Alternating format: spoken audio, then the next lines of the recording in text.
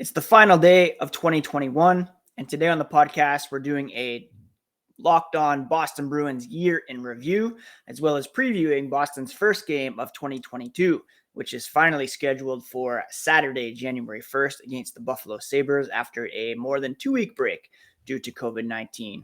All that and more in today's episode of Locked On Boston Bruins. Let's get into it.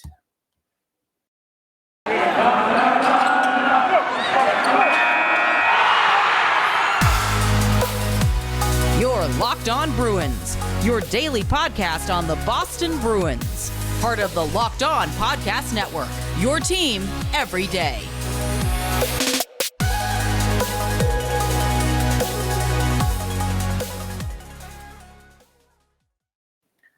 What is up, Bruins fans, and welcome back to the Locked On Boston Bruins podcast. I'm your host, Ian McLaren, and this is a daily show where we discuss all things Spoked B, as well as take a look around the NHL. Today is Friday, December 31st, and I want to thank you so much for making Locked On Boston Bruins your first listen every day in 2021. The podcast experienced tremendous growth, and I am so thankful for each and every listener who takes some time to download the show, to listen, enjoy, and also to, comment on Twitter, on YouTube, which we joined this year as well for the last couple months. Each episode has been posted on YouTube, as well as some bonus episodes as well. So if you have not yet subscribed, please do. 2022 is going to be, who knows what it's going to be like for the Boston Bruins, but here in the podcast, going to be even bigger and better things. Today on the show, we're going to do a quick year in review, as well as take a look at the lineup that is expected to be iced for tomorrow's game against the Buffalo Sabres, Boston's first game in quite some time due to the extended COVID break. 6 games were postponed and need to be rescheduled likely in February during the what was supposed to be the Olympic break. But yeah, again, thank you so much to each and every person who listened, even once, a couple times, a week, a month. It really does mean a lot, and I'm excited to see what 2022 brings. Some highlights included, recent interview with Sean Thornton was a huge highlight, obviously. Talked to Adam McQuaid this year. I don't even know. It's hard to say, but I'm just so thankful to be able to host this podcast every day and to talk Boston Bruins with you. Now, when it comes to 2021, it kind of got off to an auspicious start, and this occurred a couple of days before the beginning of the new year, but on December 30th, 2020, it was kind of a year of transition that was kicked off with the departure of Zdeno Chara. It continued a changing of the guard on the blue line that began with Torrey Krug signing with St. Louis a couple months before that. It further kind of eroded the core that had been in place for quite some time. It did begin Patrice Bergeron's captaincy, which is well-earned. He, Brad Marchand, Tuukka Rask, David Krejci began the year as the remaining members of the core. Boston played last season in a division with all-American teams. They finished third in the division and beat the Washington Capitals in the first round before losing to the New York Islanders in round 2. Very disappointing loss for sure. I really thought the Bruins had a chance to at least make it to the Final Four and, just try to make good on maybe one last kick at the cup with this core. For the calendar year of 2021, the Bruins record was 47, 26, and 9, a 628 point percentage that ranked them 10th among all NHL teams. They ranked 15th in goals per game and 3rd in fewest goals allowed per game, which has been a big trend for this team for quite some time now. Strong defensively, exceptional goaltending, struggle to score beyond the top line. Now, to help rectify that, the Bruins made a huge splash at the trade deadline by acquiring Taylor Hall and Curtis Lazar from the Buffalo Sabres in exchange for Anders Bjork and a second-round pick. Still blows me away that that's all it took to get Taylor Hall and Curtis Lazar. Former Hart Trophy winner, he made a strong impact in Boston in the regular season with 8 goals, 6 assists in 16 regular season games. Not as effective in the playoffs, recording only 1 goal and 1 assist in the second round series against the Islanders. But overall, a positive move for the Bruins, and one that that relationship was extended with a 4-year contract worth $6 million per season. We'll talk about Hall here again in a moment as we look towards tomorrow's game against the Buffalo Sabres. Now, in terms of disappointments, losses, obviously losing to the Islanders was a massive disappointment. But the other big loss for the Bruins this season or this year was David Krejci departing and heading back to the Czech Republic to play for HC Olomouc, his hometown team. It was something that was kind of written on the wall, but a lot of us were hoping or expecting that he would come back for maybe one more year with Taylor Hall back in the mix because they had such amazing chemistry. But alas, he took off and left a huge hole at second line center. Charlie Coyle's done an okay job in that role. But, talking about scoring depth and or the lack thereof, his departure was really impactful for sure. When it comes to the biggest moves for the future this past year, signing Charlie McAvoy to a contract extension was so vital and so key. The 23-year-old signed a 9-year deal worth $76 million, the biggest contract in Bruins history in terms of total value. He's a top 5 defenseman in the NHL, should be a contender for the Norris Trophy for years to come, and getting him signed was huge. He likely will be the future captain and just a cornerstone for years to come. Drafting Fabian Lysell with the 21st overall pick, that also gets an honorable mention as a big move for the future. The best memory for me was the outdoor game over the Flyers, win over the Flyers at Lake Tahoe. The entrance by the Bruins in their 90s garb.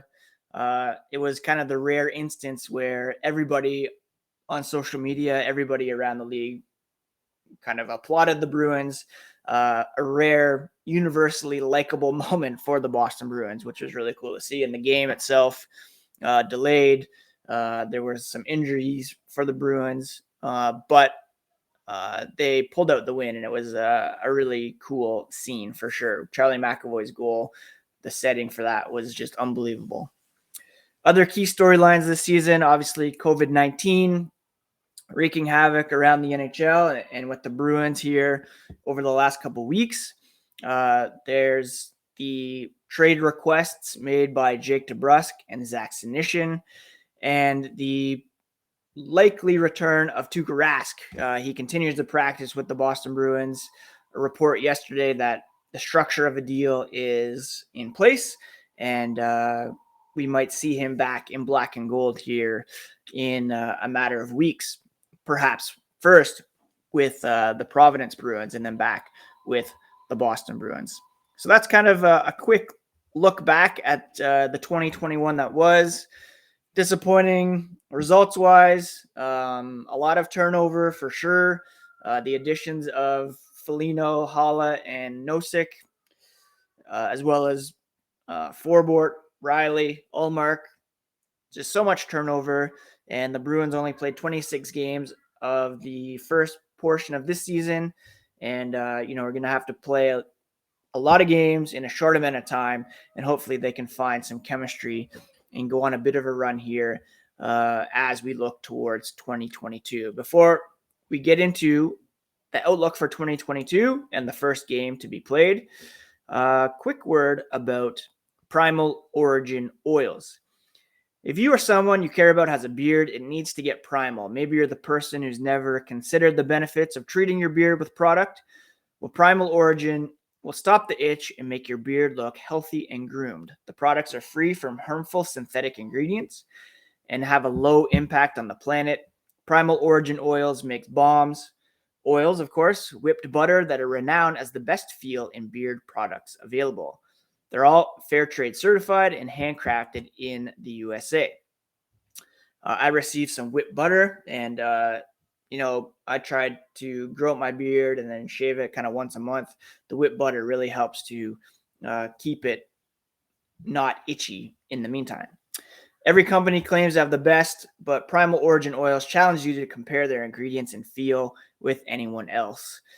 We promise you'll see the difference. Use code LOCKEDON to get 20% off at primaloriginoils.com. That's promo code LOCKEDON at checkout for 20% off. Also, you can get some delicious Built Bars to help with your fitness resolutions for 2021. If your resolution is to get fit or eat healthier, make sure you include Built Bar in your plan. It's the protein bar that tastes like a candy bar. Makes it easier to stick to your resolution because it tastes so good, you'll want to eat it. You want to feel healthy, but it just gets so boring. Like week 3, you're thinking, this is just not worth it. Where's the chocolate? Well, each Built Bar is covered in 100% chocolate. They have only about 130 calories, 4 grams of sugar, 4 net carbs, 17 grams of protein. And there's so many flavors to choose from. Just go to built.com right now, put a box together, and use promo code LOCKED15 for 15% off at built.com. That's 15% off using promo code LOCKED15 at built.com. You will not regret it. I want to thank you again for making Locked On Boston Bruins your first listen every day this year. Please do subscribe if you haven't already on your favorite podcast app or on YouTube. And we're going to keep going daily. It's going to be a busy 2022, beginning with a game Saturday afternoon against the Buffalo Sabres. When it comes to the year ahead, like I said, January to April, there's going to be a busy-ass schedule. If I'm being totally honest, the Bruins are a playoff team, but they're likely headed for a first or second round exit unless they can add something significant at the trade deadline and some of these new pieces find their grooves. Maybe they can get a good return for DeBrusk, Senyshyn. If Rask comes back and he's at peak form, that's obviously a huge help. Many players are signed through next season. The key unrestricted free agent being Patrice Bergeron. So maybe sign Bergeron, hopefully sign him, give it another go with a bunch of guys who are coming off the books after next season. And at that point, we might see a major retool, if not a full rebuild. If they continue to stumble, could there be a coaching change in the mix? I think that's definitely possible. I think that will happen before the general manager is replaced. But I could see a situation where Cassidy is replaced in 2022 and then Sweeney replaced in 2023. But that's looking way ahead. The first thing on tap is a game against the Buffalo Sabres tomorrow afternoon at TD Garden. And the Bruins had all of their players cleared from COVID protocols for the practice here on Friday, but a new look lineup in advance of that game against the Sabres. The first line had Brad Marchand, Patrice Bergeron, and Craig Smith. Second line, Taylor Hall, Eric Haula, and David Pastrnak. A third line of DeBrusk, Coyle, and Foligno. And then a fourth line of Frederic, Nosek, and Lazar. I talked a couple days ago about how it's really important to get Taylor Hall going. His shot total is down, and he's had some opportunities, but hasn't really cashed in, and he's also been deferring to pass. Now, this could work out well in two ways. If he defers to pass to Pastrnak, then he, who has been a bit unlucky so far this season, hopefully can get going. Or Pastrnak is used as a bit of a decoy, and Hall is able to get some shots on net and increase his shooting percentage and point totals. I really like DeBrusk, Coyle, Foligno. I think that could work. Frederic, Nosek, Lazar. could be a nice fourth line. So I'm excited to see how this lineup works. Not quite convinced. Eric Howla is a second line center, and the Bruins really do need to take a look at that position for sure. Still would love to see DeBrusk flipped for Dylan Strome. On the back end, we had Grizzly McAvoy. Yes, please. Keep that together. Riley and Carlo, Forbort Clifton, and then John Moore skating as the extra defenseman. Looks like Linus Ullmark will get the start against the Buffalo Sabres, as the Bruins are indeed scheduled to play another game on Sunday against the Detroit Red Wings. So a back-to-back this weekend, which means I might jump on and record a quick bonus pod Saturday to talk about that result and get you ready for Sunday's game against Detroit, which it looks like Jeremy Swayman will start. So very exciting to get the Bruins back on the ice. They haven't played in quite some time. It was a 3-1 loss to the Islanders on December 16th, a game that probably shouldn't have happened because of COVID protocols. They entered this one on a 2-game losing streak after losing to Vegas on December 14th. But a couple very winnable games here against Buffalo and Detroit to begin the new year, and hopefully they do get off to a good start here to begin 2022. Now, before we get to some other news and notes from the Bruins and around the NHL, BetOnline is the place you need to be this year for all your betting action.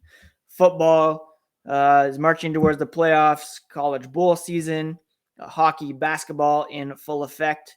BetOnline is your number one spot for all sports action this year. Head to their website, use your mobile device to sign up today, and receive a 50% welcome bonus on your first deposit using promo code LOCKEDON.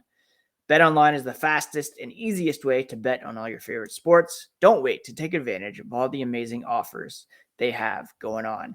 That's BetOnline, where the game starts. Use promo code LOCKEDON for that 50% welcome bonus on your first deposit. Now, something to look forward to in 2022 is the Willie O'Ree jersey retirement ceremony. That has officially been rescheduled for Tuesday, January 18th, prior to a game against the Carolina Hurricanes. Willie O'Ree became the first Black player to compete in an NHL game when he dressed with the Bruins 64 years prior to that exact date, January 18th, 1958, against the Montreal Canadiens. Not only did he break the color barrier, but he also played with only one eye, which is insane. Now, O'Ree was inducted into the Hockey Hall of Fame in 2018 as the Builder category, and this is a well-earned and well-overdue honor that will take place in Boston. He will join Lionel Hitchman, Dick Clapper, Eddie Shore, Milt Schmidt, Bobby Orr, Johnny Busick, Phil Esposito, Ray Bourque, Terry O'Reilly, Cam Neely, and Rick Middleton as the numbers that have been retired in Boston. 22 will be the highest number. So that definitely something to look forward to. Also, it was kind of funny today to see HC Olomouc, Brad Marchand's, David Krejci's team reaching out to Brad Marchand saying, if he wants to play for the Olympics, he's welcome to sign with the Czech team and be able to play after vacating his contract with the Boston Bruins. So kind of funny there. Not likely to happen, but funny to see them kind of piggybacking on Brad Marchand's outspokenness regarding Olympic participation. What else is going on around the NHL? Well, Max Pacioretty out with wrist injury in Vegas. That could pave the way for Jack Eichel's return to the NHL and making his debut for the Vegas Golden Knights sometime soon. A bunch of games going on today. Still some postponements happening. Pierre LeBrun reporting that Bill Daly believes the league will complete a full 82-game schedule despite the recent outbreak of the Omicron version of COVID-19. Schedule is being revised to use what would have been the Olympic break in February to fill replacement dates for those postponed games. Hopefully by mid-January, there should be a normalization of the schedule. A bit tricky up here in Canada as there's some severe attendance limits, 1,000 being the limit. And I think they're just going to play in front of empty crowds for the time being. So there might not be games in Canada anytime soon as they want to get the gate revenue from those games. Finally, the Winter Classic set for tomorrow. Looks like it will be the coldest Winter Classic on record. I've heard it's supposed to be colder in Minnesota tomorrow than in Siberia. So, good luck to those guys who are going to be out there skating in that. Just want to sign off again by saying thank you so much for listening this year. Like I said, we experienced tremendous growth, and I really do appreciate each and every person who takes the time to listen.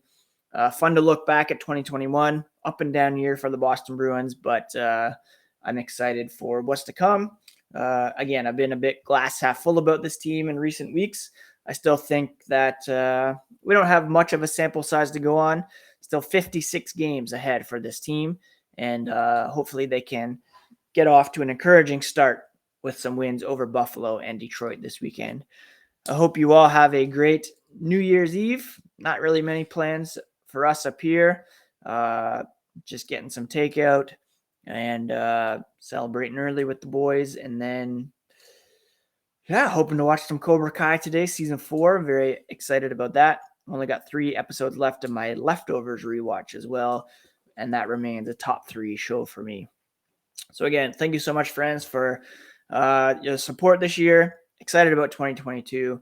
And please do take care of yourselves and each other.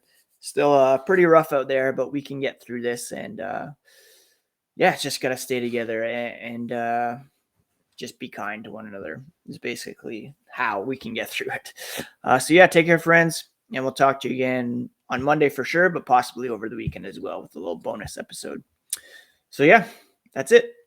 Thanks so much for listening to Locked On Boston Bruins, part of the Locked On Podcast Network, your favorite team every single day.